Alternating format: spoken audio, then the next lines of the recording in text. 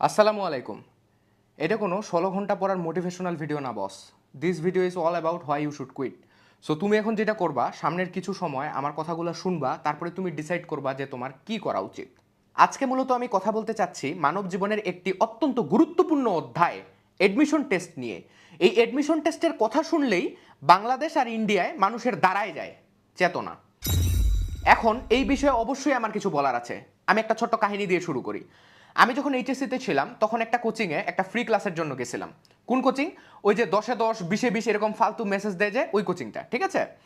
So যাই দেখতেছি একটা বুয়েটের ভাইয়া আসছে। তো ভাইয়া আসে বলতেছে কি, ছোট্ট সোনামণিরা, তোমরা যদি এইচএসসির এই 2 বছর ভালো করে পড়ো তাইলে তোমার জীবনের বাকি 50টা বছর ভালো কাটবে।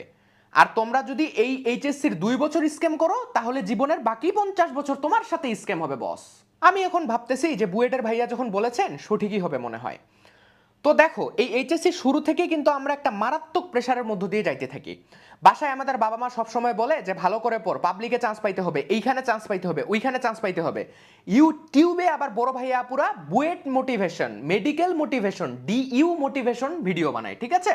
তারপরে আবার জায়গায় জায়গায় 10-এ 10 20-এ 20, 50-এ 50, 100-এ 100 এই ধরনের পোস্টার তো আছেই।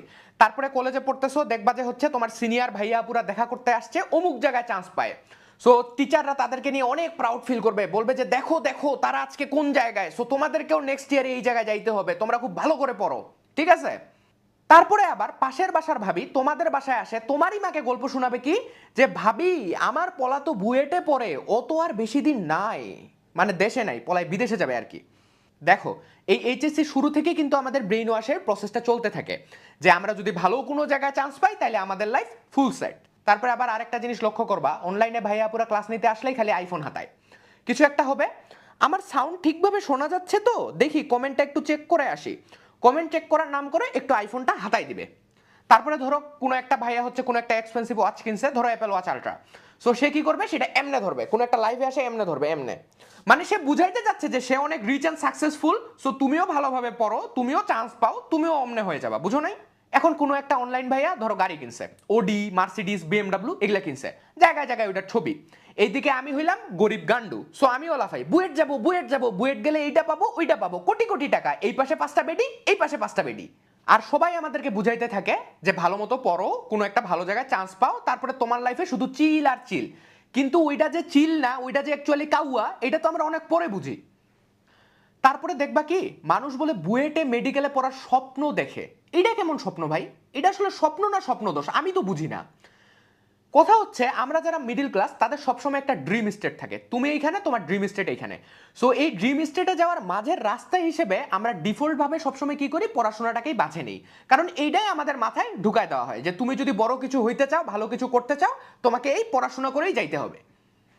আমরা না কখনোই নিজেদের ক্যাপাবিলিটিসকে প্রায়োরিটি দিতে চাই না, সবাই করতেছে তাই আমিও করতেছি।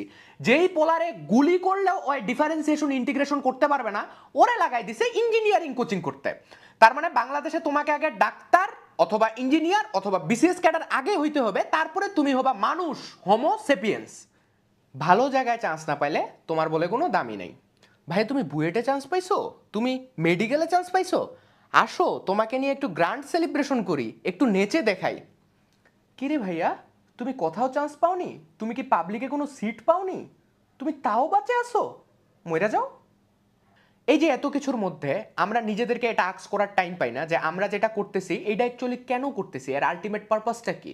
কারণ আমি যেই টাইমে এটা ভাববো ওই টাইমে কেউ একজন কেতাবুদ্দিনের একটা কঠিন ম্যাথ সলভ করে আমার থেকে ভর্তি যুদ্ধে অনেকটা দূর এগিয়ে যাবে। এখন দেখো, এই ফুল প্রসেসে আসলে লাভবান হচ্ছে কারা? এই বড় বড় কোচিং সেন্টারগুলা, যারা স্টুডেন্টসদের ইমোশনকে কাজে লাগায় প্রতি বছর কোটি কোটি টাকার বিজনেস করতেছে।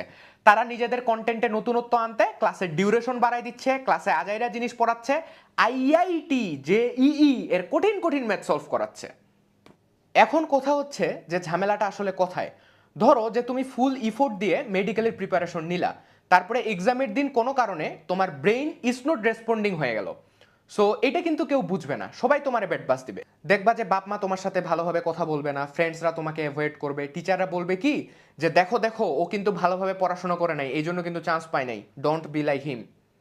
কেউ আসলে তোমার ইফোর্ট গুনে না, সবাই কি গুনে? সবাই গুনে রেজাল্ট। তোমার রেজাল্ট কি, তুমি কোনে চান্স পাইছো, এইটাই সবচেয়ে গুরুত্বপূর্ণ জিনিস হয়ে গেছে ভাইয়া, ঠিক আছে? লিভ ইউর লাইফ ম্যান, তুমি ট্রাই করবা, না হইলে নাই। আর ট্রাই তারাই করবা যারা অ্যাকচুয়ালি ডক্টর ওর ইঞ্জিনিয়ার হইতে চাও। ধরো তুমি হইতে চাও ক্রিকেটার, কিন্তু তোমার বাপের কথা শুনে তুমি এখন ইঞ্জিনিয়ারিং কোচিং করতে আসছো। আজকেই আব্বার সাথে বসে 5টা মিনিট কথা বলো যে আব্বা, engineering is not for me. হয়তো কিছুদিন ব্যাটবাস খাবা, মানুষের কথা শুনবা, কিন্তু জীবনের বাকিটা সময় তোমাকে আর কেউ ব্যাটবাস দিতে পারবে না। You will live your life man. Virat কোহলির আব্বা যদি ওরে জোর করে পড়াইতে বসাইতো, তাহলে চিন্তা করো যে ও আজকে কই থাকতো। সবসময় নিজেকে একটা কোশ্চেন আস্ক করবা যে তুমি যেটা করতেছো সেটাতে তুমি হ্যাপি কিনা। যদি অ্যান্সার ন হয় তাহলে কুইট। মানুষ 2 দিন হয়তো কথা শোনাবে, কিন্তু 3 দিনের মাথায় you will be the real you. এই অ্যাডমিশন ওয়ারে তুমি যেন শহীদ না হও, সবার আগে এটা এনশিওর করো। তোমারে দিয়া ম্যাথ হইতাছেই না, কিন্তু আব্বা আম্মার কথা শুনে তুমি ইঞ্জিনিয়ারিং কোচিং করতে আইছো, কুইট। বায়োলজির হাজার হাজার ইনফরমেশন তোমার মনে থাকে না, কিন্তু তোমার আম্মার স্বপ্ন যে তুমি ডাক্তার হবা, কুইট। 2টা মিনিট একটু শান্তিতে বসে ভাবো যে তুমি অ্যাকচুয়ালি কি চাও। আর এই ভার্সিটির গাছপালা, দেয়াল, বিল্ডিং এগুলা দেখে মোটিভেটেড হয়ে যাইও না যে আমাকে এইখানেই পড়তে হবে।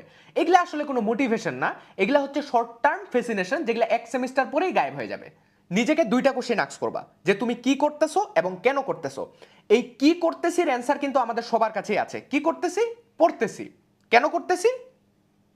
কেন করতেছি? সবাই পড়তেছে, এই জন্য আমিও পড়তেছি। আব্বা আম্মাই কইছে পড়তে, এই জন্য পড়তেছি আর কি। আর এই ভর্তি পরীক্ষাটা যতদিন ভর্তি যুদ্ধ হিসেবে থাকবে, ততদিন কিন্তু এই কোচিং সেন্টারগুলোর ব্যবসা চলতেই থাকবে। তারা দিন দিন এই ভর্তি পরীক্ষাটাকে আরো বেশি কম্পিটিটিভ বানায় ফেলবে এবং তোমার উপর প্রেসার আরো বাড়তে থাকবে। প্রথমত, এই এডমিশন টেস্ট যে একটা লাইফ চেঞ্জিং জিনিস, এটা যে তোমার অনেক কিছু দিবে, এই ধরনের ফালতু ধারণা থেকে বের হয়ে আসতে হবে। তুমি কোনো এক জায়গায় চান্স পাইলেও কিছু যায় আসে না, না চান্স পাইলেও কিছু যায় আসে না। একটা মাত্র জিনিস যেটা অ্যাকচুয়ালি ম্যাটার করে, সেটা হচ্ছে তুমি নিজে। যতদিন তোমার নিজের উপরে বিলিভ থাকবে, you can earn greatness someday, ইনশাল্লাহ। দ্বিতীয়ত, আমরা চাইলেই কিন্তু এই প্রসেস থেকে বের হয়ে যেতে পারবো না, কারণ আমরা এমন একটা প্রসেসের মধ্যে আছি যেটা থেকে বের হওয়া অ্যাকচুয়ালি অনেক টাফ। সো আমরা এই ক্ষেত্রে কি করব? আমরা ট্রাই করব, যতটুকু পারা যায় ট্রাই করব, না পারলে নাই। আমি না চান্স পাইলে অ্যাকচুয়ালি কোনো যায় আসবে না। তৃতীয়ত, live your dream life man. মানুষ বাঁচে কয়দিন? আমি যে কালকে সকালে ঘুম থেকে উঠবো, এটার গ্যারান্টি কি? এই যে এত প্যারা নিচ্ছি, এক্সামের প্যারা, মার্কের প্যারা, মেরিট পজিশনের প্যারা, এগুলো কি আসলেই অর্থ? একটা জিনিস ভাবে দেখো, আমাদের লাইফটা কিন্তু অনেক শর্ট, আমাদের হাতে টাইম কিন্তু অনেক কম। এই কম টাইমে তোমার অ্যাকচুয়ালি সেই কাজগুলাই করা উচিত যেগুলা অ্যাকচুয়ালি ম্যাটার করে, যেগুলা তোমার মানুষ হিসেবে ডিফাইন করে, যেই কাজগুলা তোমার লাইফের পারপাসকে ডিফাইন করে। এই যে আমরা একটা রেসে দৌড়াইতেছি, এই রেসের শেষটা আসলে কোথায়? কখনো কারো থেকে বেশি মার্ক পাওয়ার রেস, মেরিট পজিশনের রেস, কারো থেকে দামি গাড়ি কেনার রেস, কারো থেকে ভালো পজিশনের রেস। এই যে এত দৌড়াদৌড়ি, এত লাফালাফি, এসব কিছু শেষ কোথায়? সব কিছু শেষ কিন্তু ভাইয়া মৃত্যুতে। সো প্রত্যেকটা মুমেন্ট যাচ্ছে আর আমরা মৃত্যুর কাছাকাছি যাচ্ছি। আর আমরা চিন্তা করি কি, যে হচ্ছে এডমিশনে চান্স পাই নেই, তারপরে আমার লাইফ অনেক ভালো হয়ে যাবে, গ্রাজুয়েট করে নেই, তারপরে আমার লাইফ অনেক ভালো হয়ে যাবে। লাইফ পরে ভালো হবে না, লাইফ ভালো হবে আজকে, কারণ পরের কোনো গ্যারান্টি নেই। তোমাকে ভালো থাকতে হবে আজকে, তোমাকে হাসতে হবে আজকে। তুমি বুয়েটে চান্স পাওয়ার পর হাসবা না, তুমি আজকে হাসবা। আর সব থেকে গুরুত্বপূর্ণ কথা, এইটা কখনো ভুলে যাইও না যে তুমি কেন দুনিয়াতে আসছো। নামাজ কখনো বাদ দিবা না, কারণ কবরে তোমার ডিফারেন্সিয়েশন ইন্টিগ্রেশনের কঠিন কঠিন ম্যাথ করতে দিবে না। কবরে তোমার জিজ্ঞাসা করবে না যে তুমি কোন ভার্সিটিতে পড়ে মরছো, ঠিক আছে?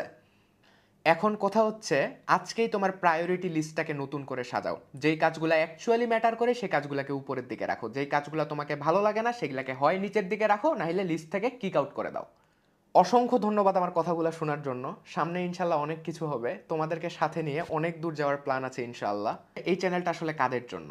যারা ব্যাক বেঞ্চার্স, যারা হয়তো জিপিএ 5 পায় নাই, যারা সমাজের চোখে ভালো স্টুডেন্ট না, যাদের স্বপ্ন এই এক্সামের মার্কসের থেকেও আরো অনেক অনেক বড়, যারা ক্লাসে হয়তো কিছুই বোঝে না, কিন্তু তারাই একদিন সবাইকে জীবনের মানে বোঝাবে।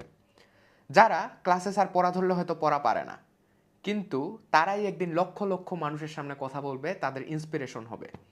দেখো ভাইয়া, এই এডুকেশন সিস্টেমটা না আমাদের এই চিন্তাভাবনাকে এরকম একটা বক্সের মধ্যে সীমাবদ্ধ করে রাখছে। এখন আমরা যেটা করব, এই বক্সটা খুলবো আর আমরা অ্যাকচুয়ালি তাই করব যা অ্যাকচুয়ালি ম্যাটার করে, ঠিক আছে? ওকে, ফাইনাল কথা হচ্ছে, এখন তোমাদের সাপোর্ট অনেক ইম্পর্ট্যান্ট। সো চ্যানেলটা সাবস্ক্রাইব করো, পেজে লাইক দাও, আমাদের গ্রুপে জয়েন করো, অ্যান্ড তাই করো যা অ্যাকচুয়ালি ম্যাটার করে। আল্লাহ হাফেজ, তোমাদের সাথে খুব সুন আবার দেখা হবে ইনশাল্লাহ।